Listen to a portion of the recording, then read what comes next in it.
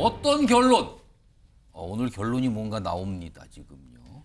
그러니까 김건희 여사 관련한 그 명품백 논란, 명품백 의혹과 관련해서 지금 검찰 수사심의위원회가 오후부터 진행 중이에요. 지금도 진행 중일 건데 아마 밤늦게나 결과가 나오지 않을까 이런 전망인데요. 일단 이와 관련된 최근에 어떤 모습이 있었습니다. 보시죠. 아직도 계속적으로 소모적인 논란이 지속되고 있기 때문에 검찰 외부의 의견까지 들어서 공정하게 사건을 매듭지는 것이 바람직하다는 그런 생각입니다. 수사팀의 의견을 존중하고 그리고 또 수사심의위원회의 심의 결과도 존중할 것입니다. 지금 3일 뒤에 수사심의위원회가 열립니다. 이제 후보자 입장에서 사건과 관련된 구체적인 내용에 대해서 제가 의견을 말씀드릴 수가 없습니다. 제가 조금이라도 영향을 미칠 수 있는 부분에 대해서는 말씀드리기 어려운 점을. 수사권에 대해서는 무혐의 결정을 내렸죠? 아직 내리기 전으로 알고 있습니다. 아, 그렇습니까? 절차에 따라 신속하고 공정하게 수사를 할 것으로 알고 있습니다.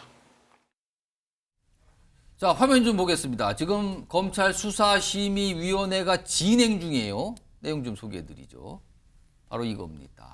오후 2시에 이제 비공개로 개최가 되고 있어요. 그러니까 청탁금지법 위반 등 뭐 몇 가지 혐의에 대한 심의를 하는 거예요. 그래서 앞서서는 사실은 이 사안에 대해서 검찰은 수사를 했는데 무혐의 판단했잖아요. 근데 이거에 대해서 이원석 검찰총장이 수사심의를 열자 하고 지금 시작이 된 거거든요. 자, 과연 어떤 판단할지가 좀 굉장히 주목되는데 오늘 사실 김건희 여사 측 법률대리인이 참석을 해서 뭔가 얘기했어요. 여기 뭐 직무 관련성, 대가성 없다는 부분 중점적으로 소명하겠다. 이렇게 해서 참석해서 얘기했다는 내용까지 알려집니다. 지금 진행 중에서 아직 결과는 모릅니다. 자, 그럼요. 오늘 이 법률대리인 측에서 한 얘기 목소리로 들어보겠습니다. 누구나 다 예상하고 있듯이 이 사건 같은 경우에는 알선수재죄나 변호사법 위반죄 여부에 대해서 가장 크게 관심을 가지고 있고 수사심의위원 분들도 그 부분에 대해서 이제 관심을 가지고 있는 것으로 보입니다. 네. 자, 홍석준 전 의원님. 네. 오늘 검찰 수사심의위원회가 김건희 여사 명품백 논란 관련해서 어떤 판단을 할 걸로 전망하십니까? 글쎄 뭐 예단하기는 쉽지는 않겠지만 일단 뭐 잘하신 것처럼 일단 이 사안은 그 중앙지검에서 수사를 해서 예. 그 무혐의로 이제 처리된 사건. 무혐의 판단을 했어요. 예, 왜냐하면 일단 이 직무 관련성이 없을 뿐만 아니라 일단은 그 청탁금지법 상의 배우자 관련돼서는 처벌 관련된 어떤 규정이 없기 때문에 이제 그렇기 때문에 이제 무혐의 결정을 내야 되는데 수사심의위원회가 이제 구성이 이제 그 민간인으로서 법률 관련된 전문가들인 법조 교수들이라든지 변호사로 구성되지 않습니까? 예. 그렇기 때문에 완전히 이제 새로운 시각으로 이제 바라보기 때문에 조금 이제 다른 시각으로 바라볼 수는 있겠지만 한 가지 확실한 것은 청탁금지법상의 법조문에 배우자 처벌 규정이 없다는 것은 이거는 뭐 누가 보더라도 뭐 변동이 다른 어떤 판단이 있을 수는 없는 사항인 것 같고 예. 또 직무 관련성이라든지 대가성인 그런 어떤 부분에 있어서도 지금 이원석 총장도 수사심의위원회 하면서도 관련된 수사라든지 그런 거는 잘 이제 한 것 같다, 판단한 것 같다 그런 그렇죠. 예. 그 이야기를 할 정도로 과연 저 최재형 씨가 한 이야기와 지금 뭐 대통령에 있던 직무 관련성, 대가성 이거를 연결시키기는 너무나 많은 좀 억척이 좀 있다. 그런 어떤 면에서는 아무래도 수사심의위원회에서도 중앙지검과 비슷한 어떤 결론을 내리지 않을까 뭐 예측이 됩니다. 그러니까 무혐의 판단을 역시 수사심의위도 하지 않을까라는 전망이었어요. 자, 그럼 역대 수사심의위원회가 꽤 많이 열렸어요. 그때는 어떤 판단을 했는지 물론 사례는 다르지만 그 판단한 그 역대 결과를 좀 한번 볼까요? 화면에 있습니다. 역대 검찰 수사팀과 수사심의위원회 의견 일치 여부 이렇게 돼 있는데요. 지금까지 보면은 한 15차례가 열렸는데 그중에서 결과가 공개된 게 12건이 있어요. 근데 그중에 8건은 의견이 약간 달랐어요. 검찰 수사하고 수사심의위원회가. 그래서 여기 보면 일치 4건, 불일치 8건인데 그 8건을 조금 더 보면요. 8건 중 4건은 수사심의 의견 수용을 안 했습니다.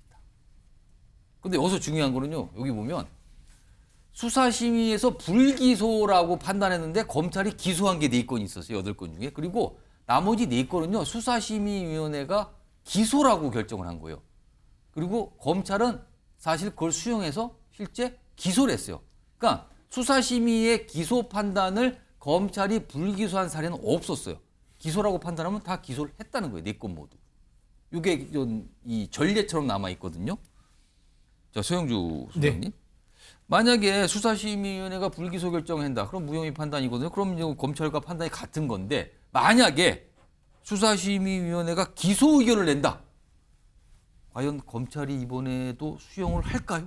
어떻게 전망하세요? 수용 안 할 공산이 99.9%죠. 안 할 것 같다고 그렇죠. 보세요? 검찰이 이 정도까지 왔으면 자존심 버리고 치욕적인 조사를 했겠습니까?